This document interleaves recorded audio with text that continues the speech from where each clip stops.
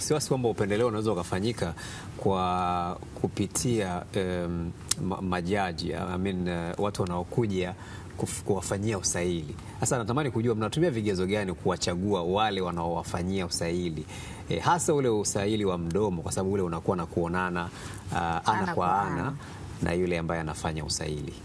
Kwa kuongezea hapo pia taaluma inahusika vipi? Kama usaili ni wa mtaalamu wa maabara, mwalimu, mhasibu, taaluma inahusika vipi pia kwa hao majaji? Tuanze na hivyo sasa, utaratibu wa kuwapata. Asante. Kwanza, sheria iliyoanzisha Secretariat ya Ajira ile sura 298 inatutaka Secretariat ya Ajira kutumia wataalamu, nawesema appropriate expert, wataalamu waliobobea katika sekta husika inayosailiwa.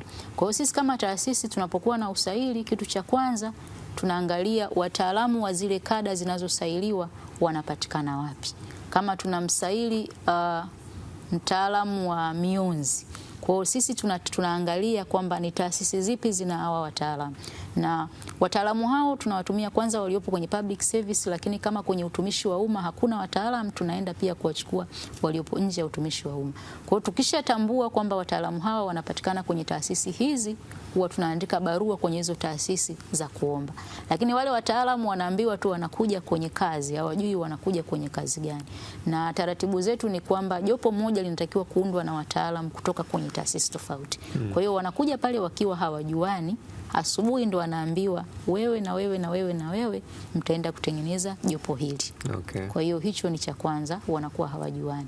Lakini katika kila jopo la usaili huwa tunaweka sisi pia mtaalamu wetu ambaye yeye sasa ana jukumu la kusimamia kanuni na taratibu zinazoongoza michakato ya ajira.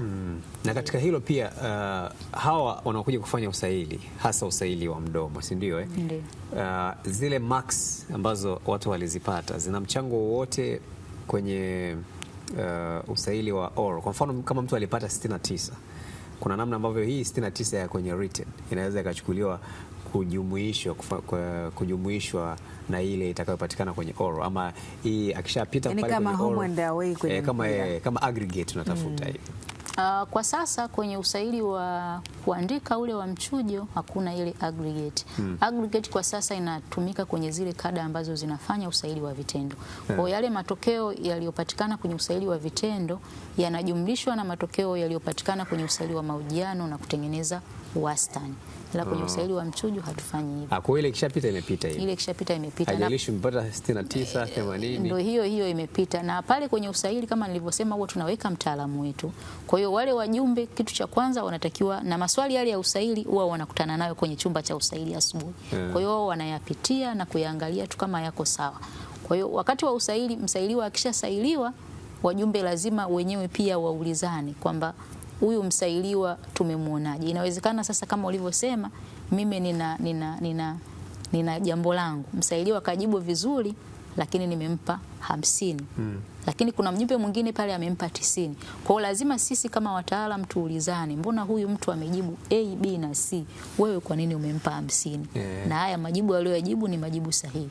Kwa hiyo yule ambaye anaonekana either alimuonea sana msailiwa au alimpendelea msailiwa atatakiwa kuharmonize alama zake ili kutengeneza ile sasa haki kwa msaili. Kwa hiyo hapo inawezekana mtu akapata 69 kwenye mtihani wa kuandika. Ndiyo. Na mwenzake mwingine akapata 80, manake wote wakaenda kwenye mtihani wa mahojiano.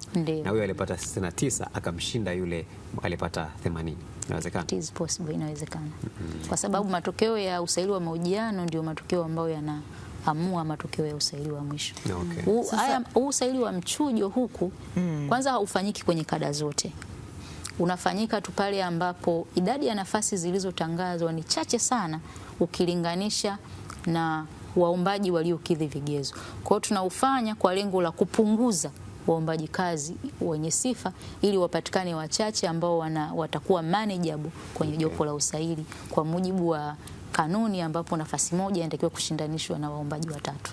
Kwa hiyo maana yake tutapata tengeneza wastani watatu mmoja, tunapata mmoja.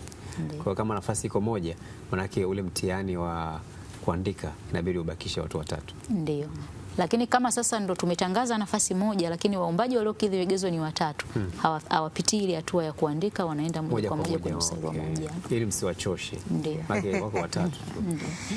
Sawa.